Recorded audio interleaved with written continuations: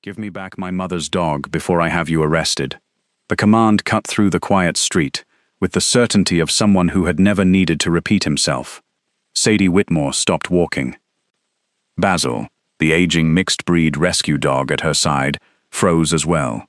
The 12-year-old dog glanced once toward the towering man in the tailored charcoal suit, then quietly stepped behind Sadie's legs, pressing against her calves until only the tip of his grey muzzle remained visible.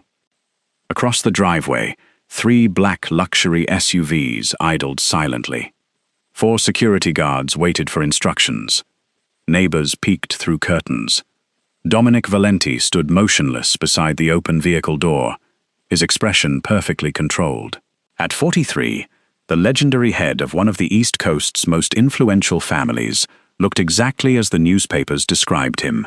Impeccably dressed, broad-shouldered, intimidating without effort, and accustomed to immediate obedience. Governors returned his calls. Judges attended his charity galas. Business leaders postponed decisions until hearing his opinion. Yet at that moment, none of those things mattered, because one elderly rescue dog wanted absolutely nothing to do with him.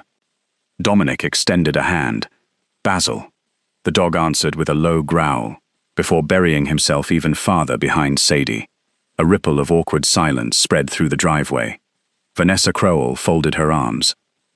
"I believe," she said smoothly, "the attachment has become rather unhealthy." Sadie kept one hand resting lightly on Basil's shoulder. "No." Vanessa raised an eyebrow. "No.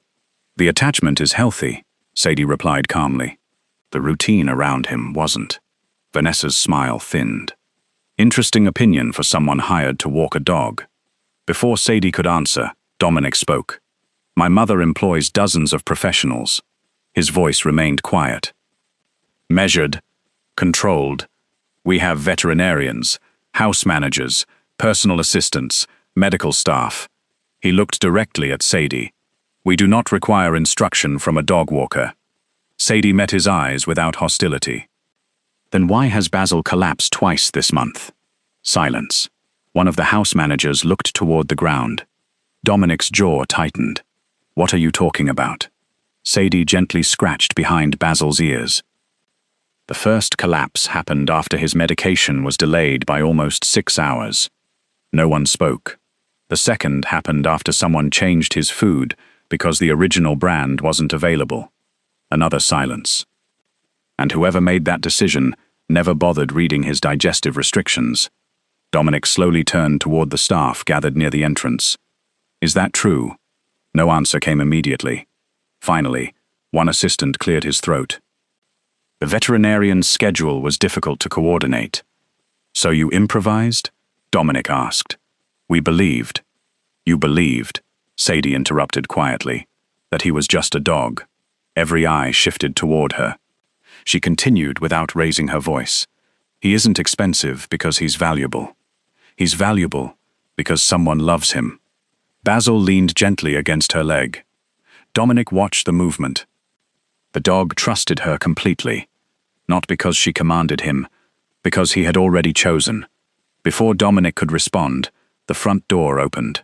Teresa Valenti stepped outside with the assistance of a polished walnut cane.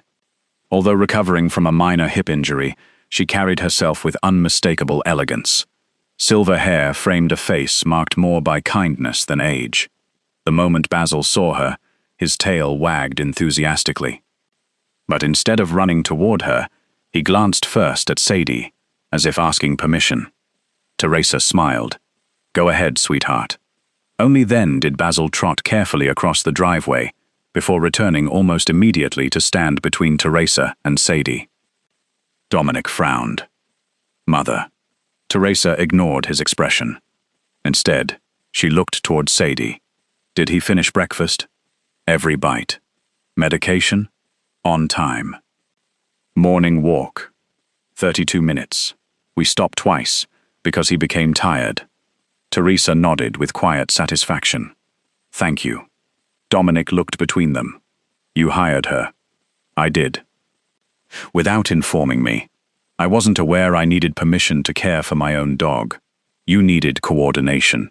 "No." Teresa's voice remained warm. I needed someone who actually paid attention. Vanessa stepped forward. Mrs. Valenti, surely the household staff. The household staff, Teresa interrupted gently, fed him according to convenience. They walked him according to scheduling software. They medicated him according to calendar reminders. She looked directly at her son. No one asked how he felt. Dominic inhaled slowly. I hire the best people money can buy. Sadie finally answered. You hired expensive people. She paused just long enough for the words to settle. That is not always the same thing.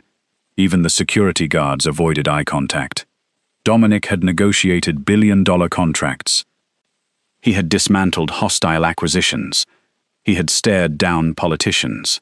Yet no one had ever challenged him so simply, or so accurately. Teresa sighed. I've already dismissed the assistants responsible for Basil's routine. Dominic blinked. You what? I dismissed them.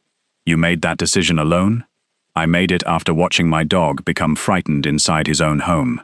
She rested one hand on Basil's head. And after realizing that the only time he truly relaxed was when Sadie arrived. Dominic looked at Basil again. The dog wasn't watching Teresa. He wasn't watching the guards. He wasn't watching anyone else. His eyes never left Sadie, as though making certain she wouldn't disappear. Vanessa lowered her voice. Mrs. Valenti, emotional dependence like this can become manipulative. Sadie almost laughed. Basil weighs 54 pounds. He has arthritis. He sleeps through half the afternoon. If he's masterminding manipulation, he's remarkably committed to the role. A few staff members struggled to hide smiles. Even Teresa's lips twitched. Dominic, however, remained serious. So, what exactly do you expect? Teresa answered immediately. You have two choices. She pointed toward Basil. You may continue believing assistants can replace presence. Or, she met Dominic's eyes. You may spend the next 30 days caring for Basil yourself. Dominic stared. You cannot be serious. I've never been more serious. I run thousands of employees.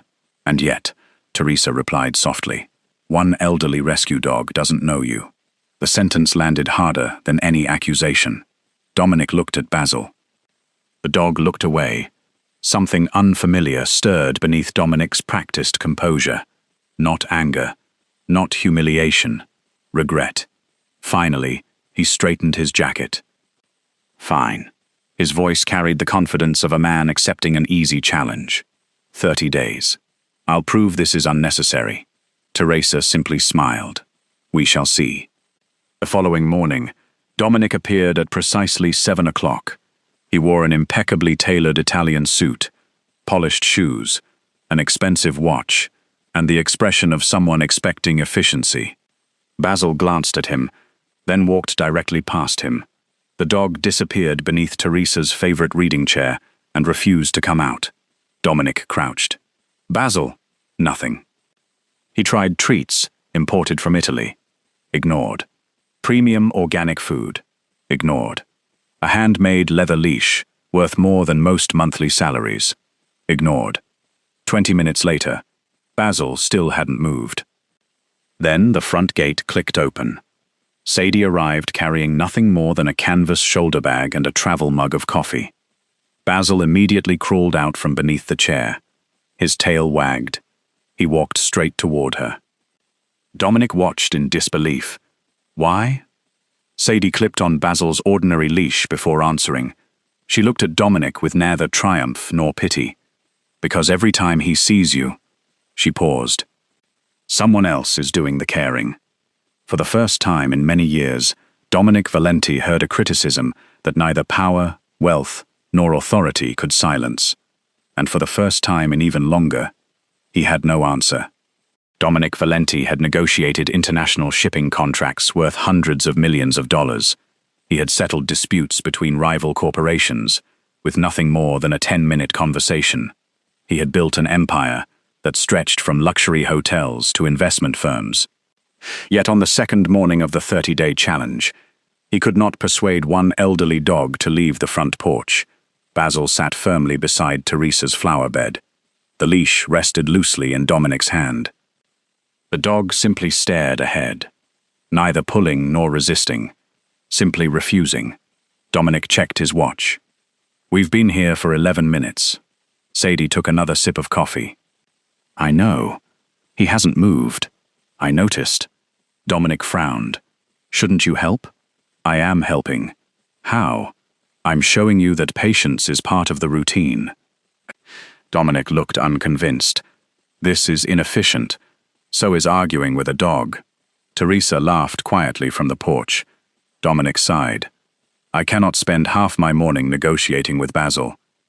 Sadie smiled. "Then stop negotiating." "What does that mean?" "It means he isn't refusing because he's stubborn." She knelt beside Basil. "He's waiting." "For what?" "For you to stop acting, like you're late for something more important." Dominic opened his mouth, then closed it again, because she wasn't entirely wrong. Even standing in his own garden, he kept glancing toward his vibrating phone. Meetings, emails, construction reports, investment updates, security briefings. His world never stopped moving, but Basil wasn't interested in any of them. The elderly dog merely wanted someone willing to walk at his pace. Dominic slipped the phone into his pocket. He crouched beside Basil. For the first time, he said nothing. After nearly another minute, Basil stood. He stretched slowly, yawned dramatically, then began walking toward the gate, as though the delay had been completely reasonable. Sadie hid a smile. "Congratulations." "For what?" "You passed today's first lesson." "I did nothing." "Exactly." The third morning brought new problems. Dominic appeared wearing an immaculate navy suit, tailored in Milan. The trousers had sharp creases. His polished leather shoes reflected the morning sunlight. Even the security team looked impressed. Sadie looked horrified. "What?" She pointed toward the muddy trail leading through the neighborhood park. "You're walking there." Dominic glanced down. "I've walked on dirt before. Not with Basil." 15 minutes later, the expensive shoes were covered in mud. One trouser leg carried a perfect paw print. Dominic stared at the damage in silent disbelief. Sadie bit her lip. "You can laugh. I was trying very hard not to. You failed." "I failed." For the first time, Dominic heard her genuine laugh. It wasn't loud. It wasn't mocking. It was warm enough that several elderly neighbors turned to smile without even knowing the joke. The next challenge arrived unexpectedly. 3 black security SUVs followed them through the neighborhood, exactly as they would during any public appearance. Residents watched curiously. Children waved. Basil stopped walking. He glanced behind him, then calmly sat down. Dominic tugged gently. Nothing. Another gentle pull. Nothing. Sadie folded her arms. "He won't continue." "Why?" "Because your security detail is frightening him. They're protecting us. They're surrounding him." Dominic looked back. The convoy occupied almost half the street. 4 guards watched every passerby. One spoke continuously into an earpiece. For Dominic, it looked perfectly normal. For Basil, it looked terrifying. Dominic motioned toward his head of security. "Stay behind." The man hesitated. "Sir, you heard me. Protocol requires." "I said stay behind." The guards exchanged uncertain looks before stopping nearly 100 yards away. The moment the vehicles disappeared around the corner, Basil stood up. Without hesitation, he resumed walking. Sadie glanced sideways. "The dog just won an argument against your entire security department." Dominic rubbed his forehead. "I sincerely hope nobody reports that." As the days passed, Sadie introduced new routines. Medication came first. Not after breakfast. Not whenever convenient. Exactly on schedule. She demonstrated how to hide the tablet inside a small piece of scrambled egg. No force. No tricks. No rushing. Dominic copied her movements carefully. To his surprise, Basil accepted the medicine without protest. Interesting. What? He behaves differently for you. No. Sadie shook her head. I behave differently for him. The distinction lingered in Dominic's mind long after she finished speaking. Water always traveled with them. Not because Basil drank constantly, because elderly dogs tired unexpectedly. Dominic initially considered the extra bottle unnecessary, until one particularly warm afternoon. Halfway through their route, Basil slowed. His breathing became heavier. Without saying a word, Sadie stopped beneath a large oak tree. She offered water, then waited. No urgency, no impatience, only quiet observation. Dominic watched Basil recover. He realized something uncomfortable. His assistants would have continued walking. They would have reached the destination. They would have followed the schedule. Sadie had ignored the schedule entirely, because she was paying attention to the dog instead. Soon the neighborhood grew accustomed to seeing Dominic every morning. Without bodyguards nearby, few recognized him. To them, he was simply Teresa Valenti's son. An elderly woman watering roses waved cheerfully. "Young man." Dominic turned. She handed him a biodegradable waste bag.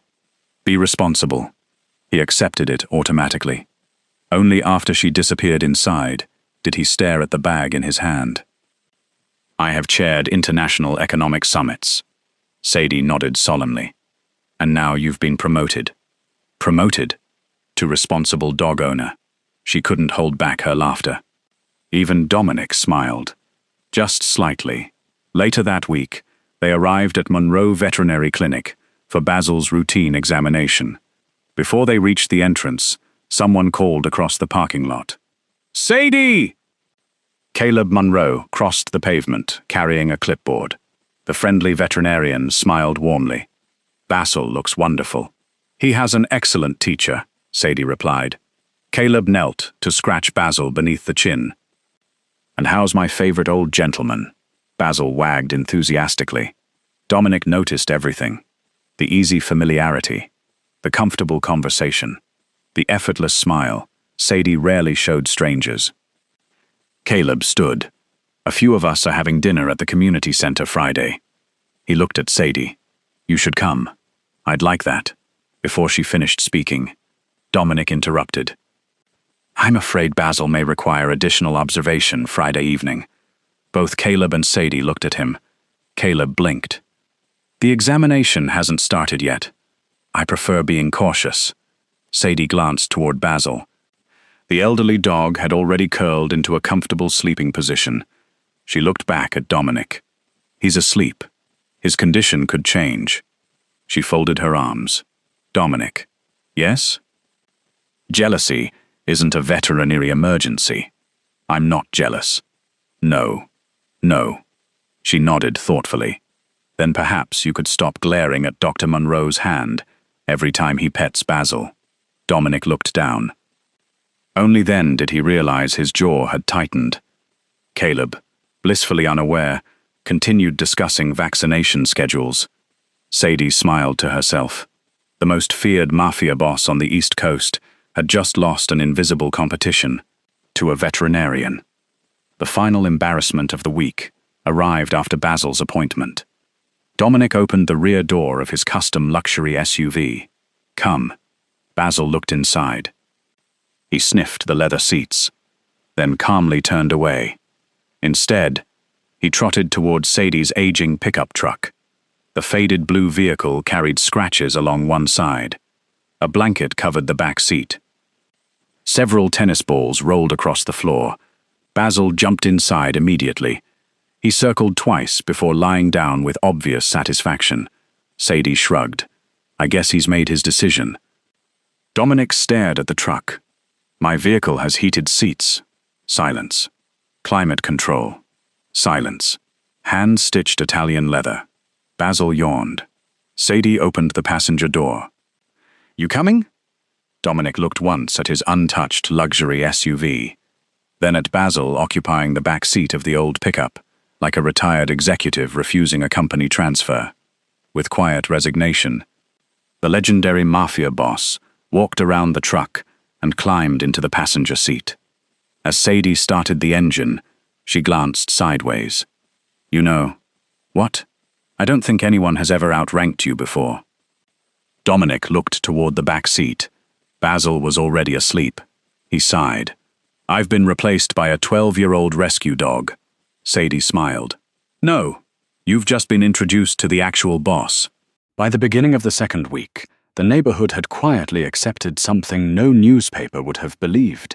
Every morning, at exactly 7 o'clock, the most respected mafia boss on the East Coast could be found walking behind an elderly rescue dog that stopped every few minutes to sniff flowers, greet strangers, or simply admire the sunshine. No one applauded. No photographers appeared.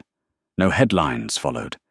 Yet those ordinary mornings began changing Dominic Valente far more than any boardroom victory ever had. One cool Tuesday morning, Basil unexpectedly slowed near a small wooden bridge overlooking a quiet pond. Instead of sitting down in protest, as he usually had during the first week, he simply looked up at Dominic. Without thinking, Dominic loosened his grip on the leash. You need a break? Basil wagged his tail once. Dominic smiled almost unconsciously. All right, Sadie noticed immediately. You didn't pull. I almost did. But you didn't. He watched Basil drink calmly from the portable bowl before answering. I'm beginning to understand. What? He's never refusing me. No. He's communicating.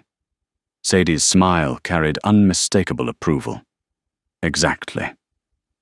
For the first time, Basil wasn't merely obeying Dominic. He was trusting him enough to expect that his signals would be understood. A few days later, Sadie handed Dominic the leash before they even left Teresa's driveway. You take him.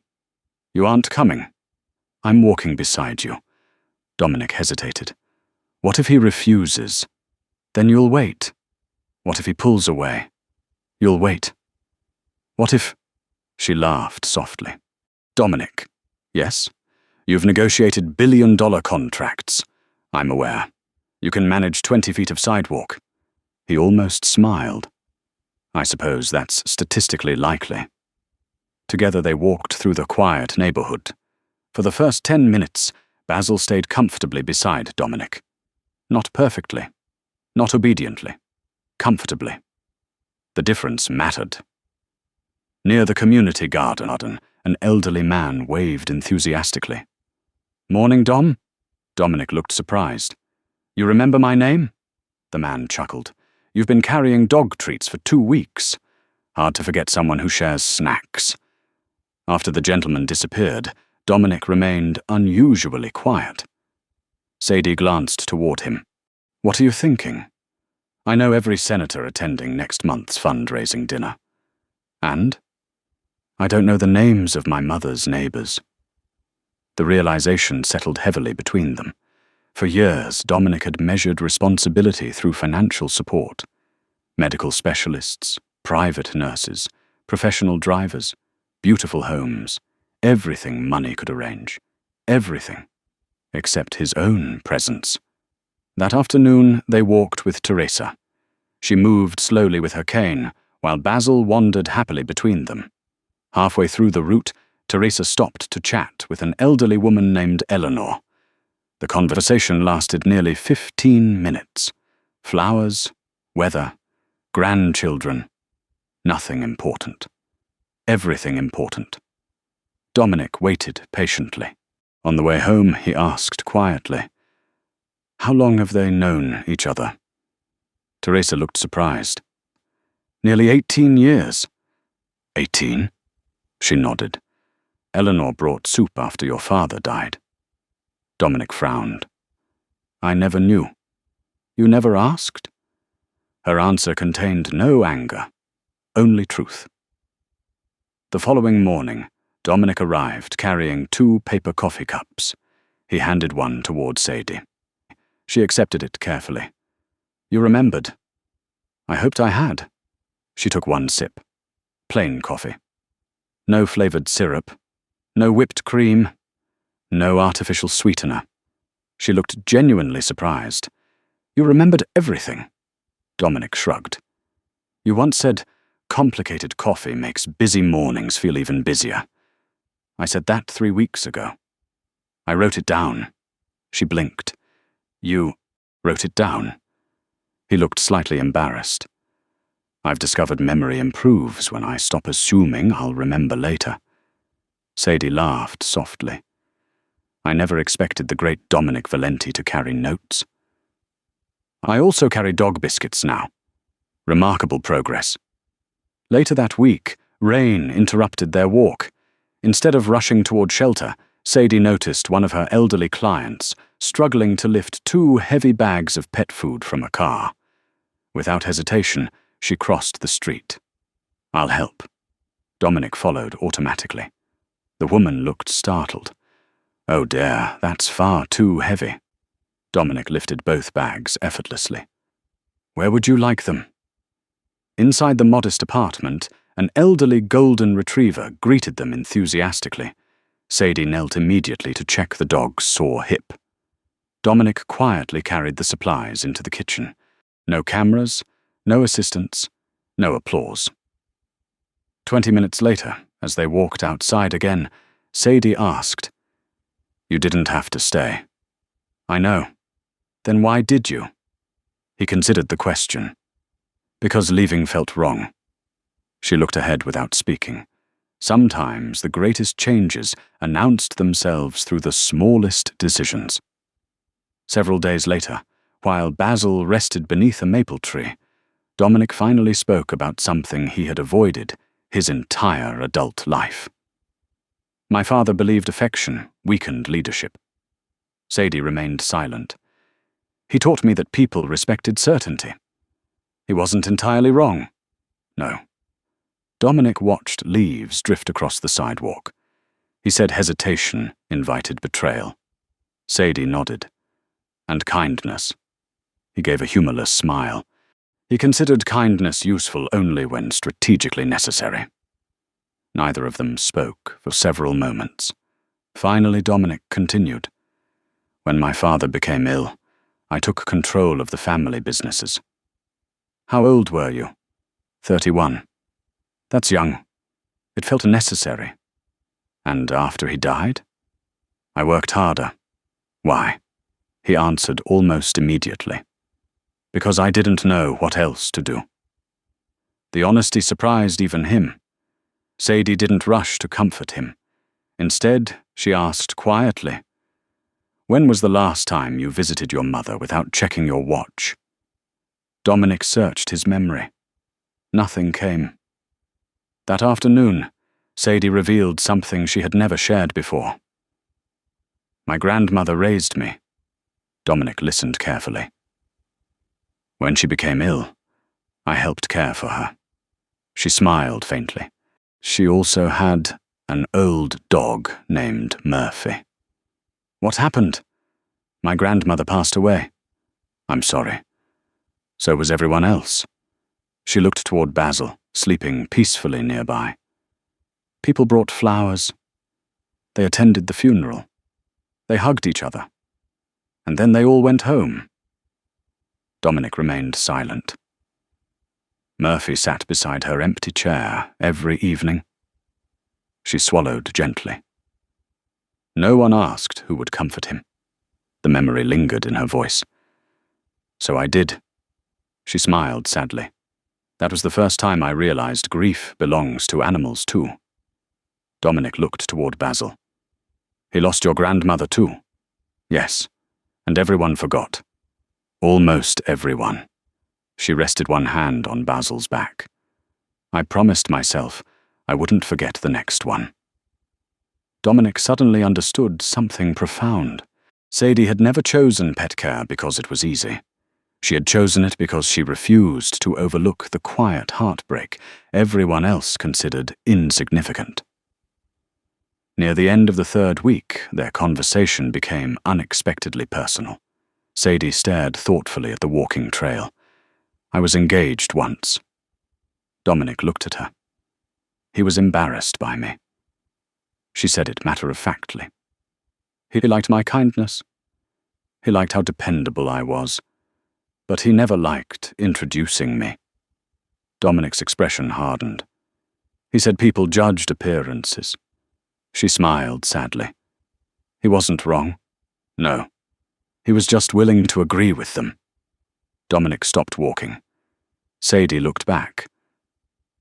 I've spent years watching people speak to me as though caring for animals somehow made me invisible.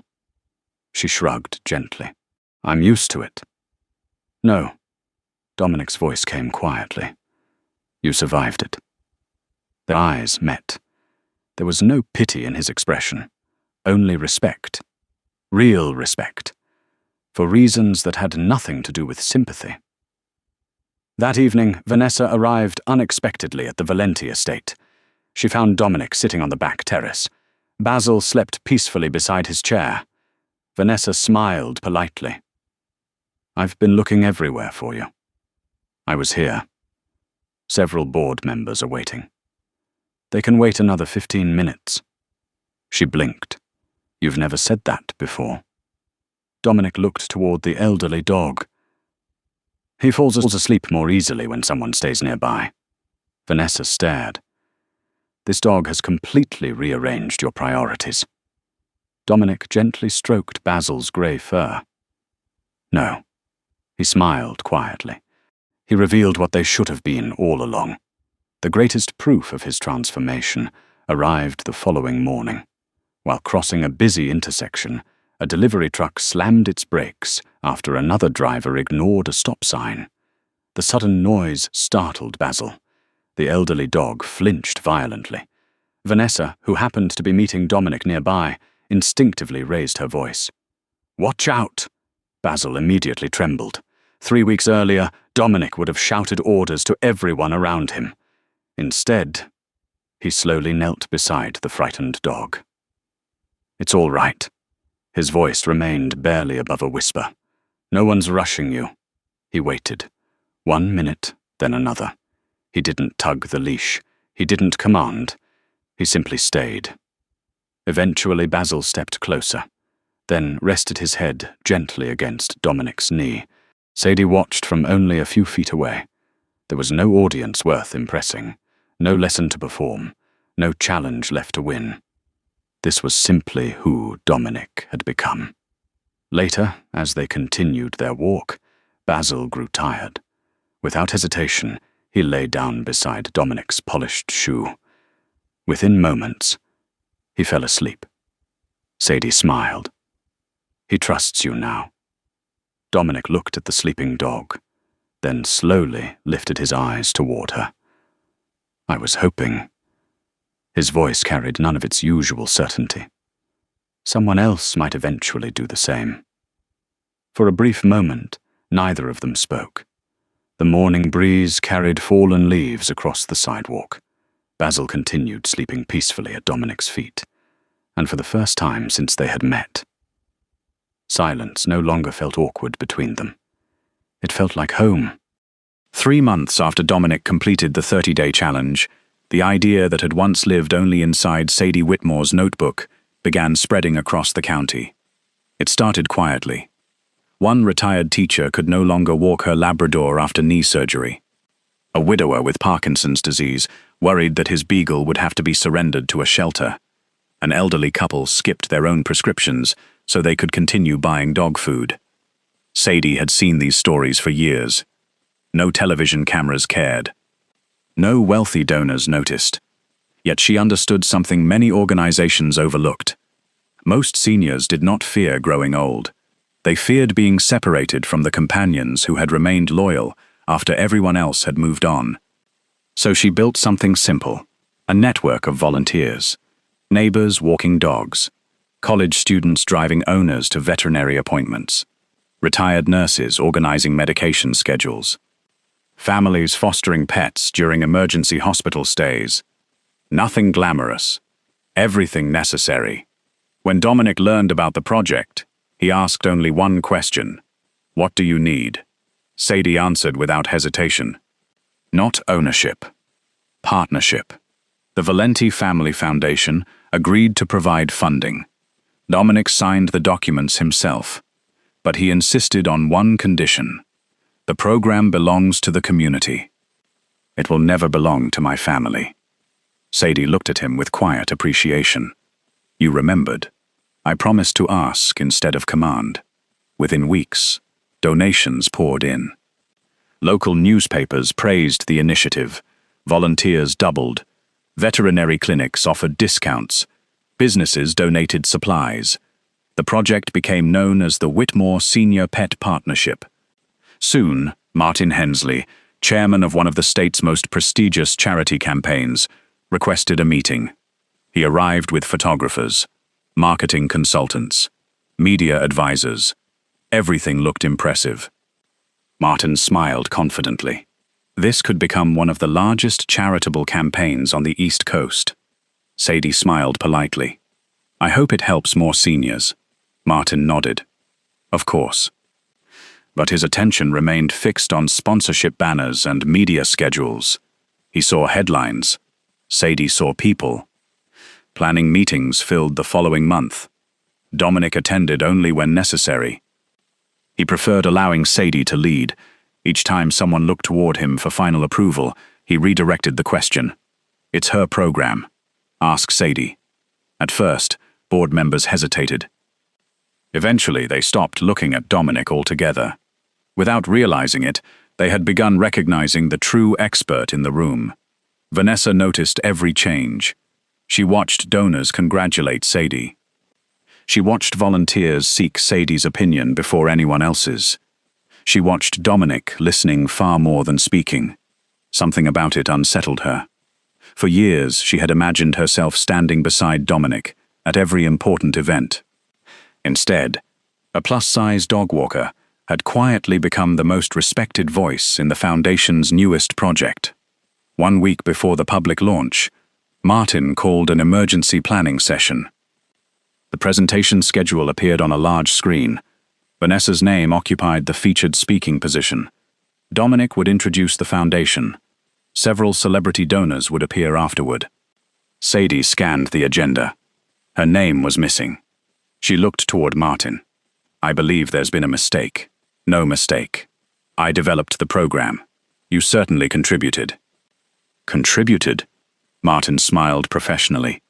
Our donors expect polished public representatives. We've decided Vanessa will explain the project. Vanessa offered a sympathetic smile that never reached her eyes. It's only about presentation. You'll still be recognized in the printed materials. Sadie understood immediately. Recognition had become decoration. Visibility had become negotiation. The people who actually built the program were expected to stand politely behind those who photographed better. She closed the folder. I see. After the meeting, Vanessa found Sadie outside the conference room. You handled that gracefully. I handled it honestly. Vanessa crossed her arms. You shouldn't take this personally. I don't. The public expects a certain image beside Dominic. Sadie waited. Vanessa lowered her voice. Caring for dogs may make you useful, but it doesn't make you suitable for his world. For several seconds, neither woman spoke. Finally, Sadie smiled. A man's world isn't a prize women earn by becoming acceptable to him. Vanessa's expression stiffened. You really believe that? I know it. Then Sadie quietly walked away. She had spent too many years proving her worth through consistent work to begin begging for permission now. The morning of the charity gala arrived beneath clear autumn skies. Television crews filled the gardens surrounding the Valenti Foundation headquarters. Elegant guests greeted one another beneath white tents. Musicians played softly near the entrance. Volunteers organized registration tables. Sadie wore a simple navy dress. Nothing extravagant. Nothing intended to compete with anyone. She spent the first hour helping elderly participants locate seating, calming nervous volunteers, and making sure every senior citizen felt welcomed before the cameras arrived. Not one reporter recognized her. She didn't seem to mind. From the main stage, Martin welcomed donors. His speech lasted nearly 15 minutes. He praised generosity, corporate partnerships, leadership, innovation. Then Vanessa stepped forward. She began explaining the volunteer program. Halfway through her presentation, Dominic noticed something. She hesitated, twice. Someone asked how medication schedules were recorded. Vanessa glanced toward Martin. He answered vaguely. Another donor asked how volunteers were screened before entering seniors' homes. Martin smiled. We've developed excellent procedures. What procedures? He paused. No answer came. A third question followed. What happens if an elderly owner is hospitalized unexpectedly? Again. Silence. Dominic looked toward the back of the gathering. Sadie stood beside the volunteer table, helping an elderly woman adjust the leash on her aging terrier. She wasn't listening to the speeches. She was still working. Dominic stepped away from the podium. He crossed the stage without hurry, without anger. He stopped beside Sadie. What do you want me to do? She looked at him calmly. Don't defend my feelings. He waited. Defend the truth. Those 4 words settled everything. Dominic returned to the microphone. His expression remained composed. Mr. Hensley. Martin smiled confidently. Yes? Would you explain how volunteers report emergency medication changes? Martin blinked. Our staff handles those matters. How? Silence. Dominic continued. How are foster families selected? Another pause. What training do volunteers receive before transporting elderly animals? Martin cleared his throat. Our operations team. Which operations team? The audience shifted uneasily. Dominic never raised his voice. He simply continued asking questions whose answers only one person truly knew. Finally, he turned toward the back of the audience. Miss Whitmore? Every head turned. Would you join us? Sadie walked slowly to the stage. No dramatic music. No applause yet. Only quiet curiosity. Dominic stepped aside. The microphone became hers. For the next 20 minutes, Sadie explained everything. How volunteers were interviewed. How emergency contacts were verified. How medications were documented. Why elderly owners often delayed asking for help until they believed surrendering their pets was the only option. She didn't speak about statistics. She spoke about people. She introduced Margaret, whose cat had remained with her during chemotherapy because volunteers visited every evening. She introduced Harold, whose arthritis no longer prevented his Labrador from enjoying daily walks. She introduced college students who had become weekly companions to lonely seniors after initially joining only for community service hours. By the time she finished, many guests had tears in their eyes. Then Teresa slowly approached the microphone. I would like to tell you something. The audience fell silent. When I injured my hip, everyone tried managing my life. She smiled toward Sadie. This young woman did something different. She preserved it. The room answered with warm applause. At that exact moment, Basil wandered onto the stage. He ignored photographers. Ignored celebrities. Ignored Vanessa completely. Instead, he walked directly toward Sadie, then sat proudly beside her feet. Laughter spread gently through the audience. No one needed an explanation. The dog had just voted. Martin attempted one final recovery. Regardless, he forced a smile. Miss Whitmore remains, after all, only the hired dog walker. Dominic looked toward him. His voice remained calm enough that the silence became louder than shouting ever could. That describes her profession. He paused. It does not limit her contribution. The audience applauded immediately.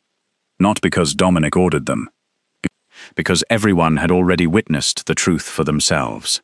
Several volunteers then approached the stage carrying folders. One by one, they described how Martin had repeatedly removed community contributors from promotional materials, how local organizers disappeared from official reports, how photographs highlighted executives while ignoring the people doing the work. The board members exchanged uneasy glances. Within minutes, an emergency vote was called. Martin Hensley was removed as campaign chairman. Immediately afterward, the committee unanimously appointed Sadie Whitmore as executive director of the Whitmore Senior Pet Partnership. She accepted with visible surprise. Not triumph. Gratitude. As guests slowly departed, Vanessa approached Dominic one final time. "You've changed." "I have. She made you look ordinary." Dominic smiled faintly. "No." He watched Sadie laughing with volunteers across the lawn. "She taught me how to behave decently." He looked back at Vanessa. "Those aren't the same thing." Vanessa followed his gaze towards Sadie. For the first time, she realized she had spent years admiring Dominic's influence. Sadie had simply cared about Dominic himself. One ambition sought power, the other transformed a person, and everyone present had witnessed which one endured.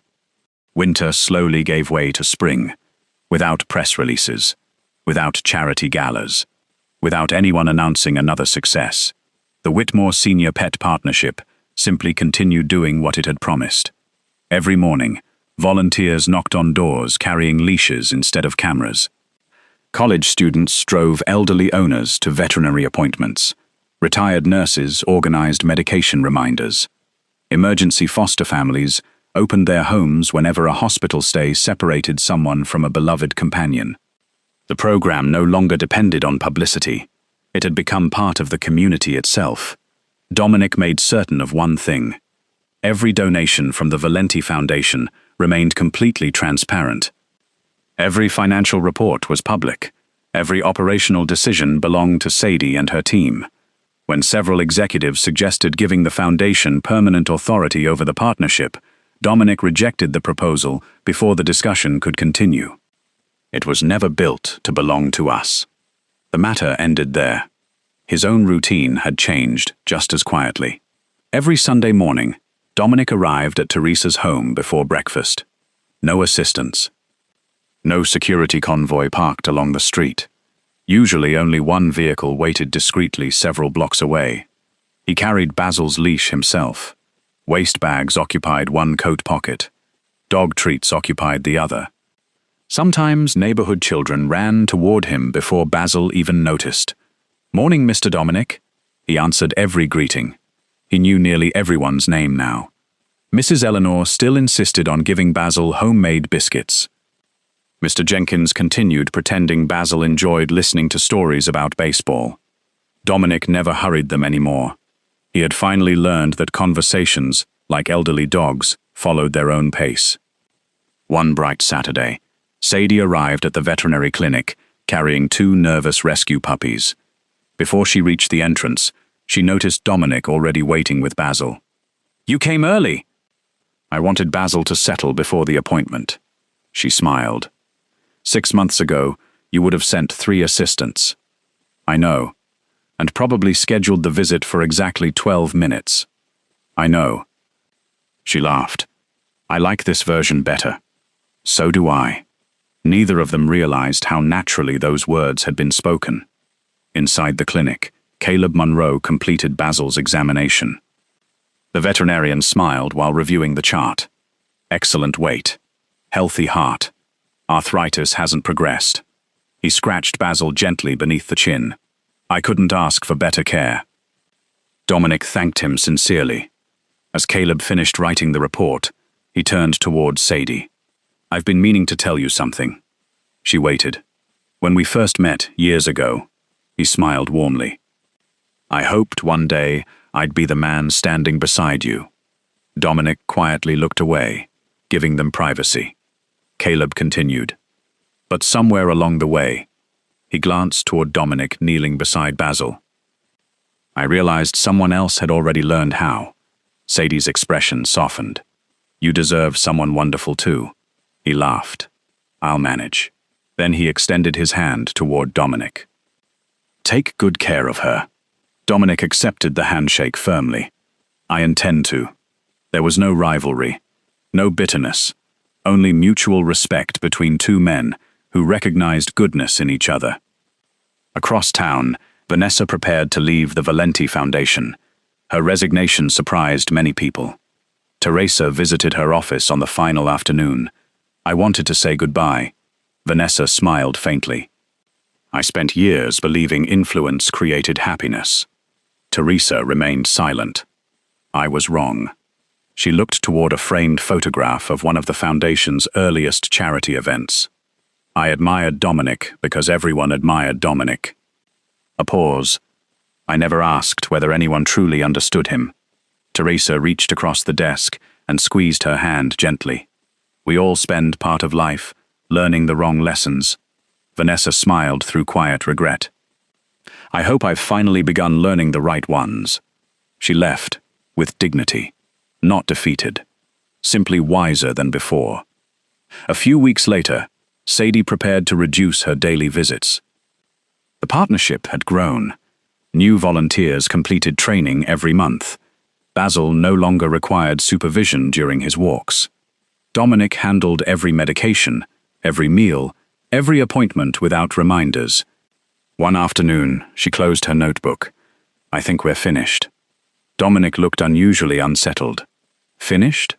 My job here. He glanced toward Basil, sleeping beneath a blooming cherry tree. He doesn't need lessons anymore. Sadie smiled. No, he doesn't. Silence settled between them. Finally, Dominic spoke. I do. She looked at him. I still need them. The following Sunday, Dominic invited Sadie and Teresa to the small park where everything had begun months earlier. No photographers waited. No security guards surrounded the entrance. Only morning bird song drifted through the trees. Basil wandered ahead, happily sniffing familiar benches and flower beds. Dominic carried something folded carefully beneath his arm. When they reached the old wooden bridge overlooking the pond, he stopped. I have something for you. He handed Sadie a simple leather folder. She opened it slowly. Inside rested several handwritten pages. Not contracts, not financial documents, not deeds to expensive properties. A walking schedule. She turned the first page. Basil's medication routine. His favorite walking paths. The foods he should never eat.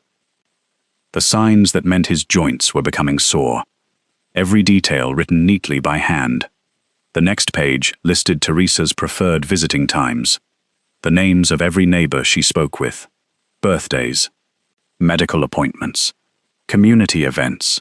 Another page followed. Sadie's coffee order. The names of her elderly clients. The anniversary of her grandmother's passing. The date Murphy had died. The morning each volunteer preferred beginning work.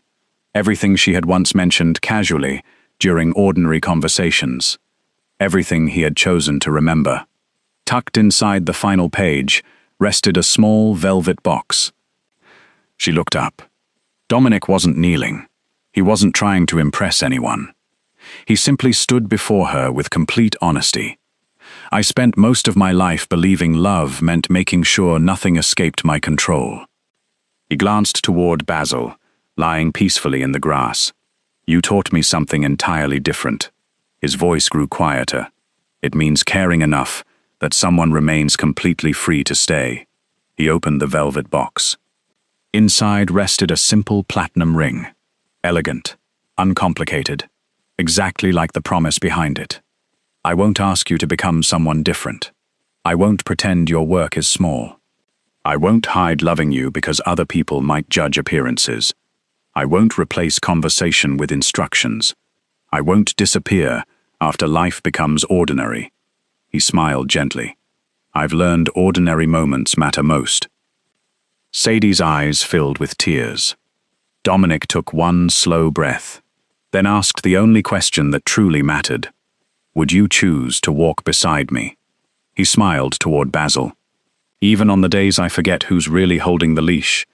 For several seconds she couldn't answer. Then laughter escaped through her tears. Basil has always been holding it. Dominic laughed softly. I suspected as much. She slipped the ring onto her finger. Yes. Yes? I'll walk beside you. Not because of your name. Not because of your family. Not because of your success. She stepped closer. I'll walk beside the man who learned how to stay. They embraced quietly. Behind them, Teresa pretended to become fascinated by the ducks on the pond. 1 year later, the Whitmore Senior Pet Partnership had become a permanent non-profit organization, serving thousands of elderly pet owners across the region. Volunteer dog walking. transportation to veterinary appointments, medication reminders, emergency foster care, pet food assistance, weekly companionship visits. The walls inside the headquarters displayed photographs, not of donors, but of seniors smiling beside the animals they had never been forced to surrender. Dominic continued funding the organization. He never attended board meetings unless invited. He never voted on operational decisions. Whenever reporters praised his generosity, he always redirected the conversation. The partnership belongs to the people who built it, not the people who financed it. Every Sunday morning, he still walked Basil through the neighborhood. He carried waste bags. He waited whenever Basil stopped to admire flowers. Sometimes the old dog rested halfway home. Dominic always sat beside him without complaint. Teresa often watched from her front porch. She smiled each time. In her opinion, the greatest transformation in Valenti family history had never involved business. It had happened one quiet morning when her son finally learned that presence could never be delegated. During an interview celebrating the partnership's anniversary, one reporter asked the question everyone expected. "Mr. Valenti, when did you realize Sadie Whitmore had changed your life?" Dominic looked across the courtyard. Sadie knelt beside an elderly golden retriever, laughing with its owner. He smiled before answering. "The day I stopped asking why the dog trusted her more than me." The reporter waited and started asking what she had done to earn that trust. Inside the partnership office, two framed items hung side by side. The dismissal order Dominic had once prepared for Sadie, and the handwritten walking schedule he had used when proposing. Between them rested a small bronze plaque. He believed loyalty followed power. She taught him loyalty follows care. Late that afternoon, Dominic, Sadie, and Basil began walking home together. Halfway down the sidewalk, Basil stopped. He refused to move. Dominic sighed with theatrical resignation. "He still likes you better." Sadie reached for Dominic's hand. "No," she smiled warmly. "He simply has excellent judgment." Dominic laughed. "That makes two of us." Only then did Basil stand. With his tail wagging gently, the elderly rescue dog continued down the sidewalk. This time, the most respected mafia boss on the East Coast didn't lead the way. He simply walked beside the plus-size woman who had taught him that love could never be commanded, only earned through patience, kindness, and the quiet courage to keep showing up long after every dramatic moment had passed.